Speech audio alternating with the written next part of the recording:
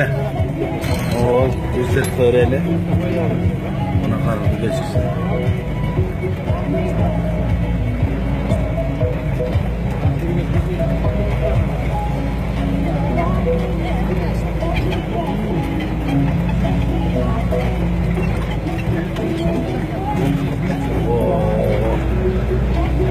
Şunday da gelse çoğundur ha.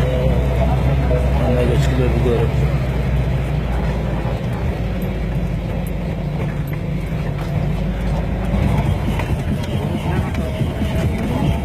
Sayda akışıcı olsun.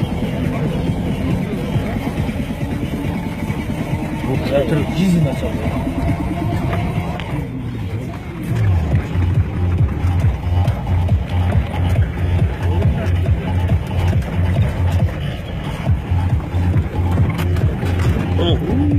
Racon doğru.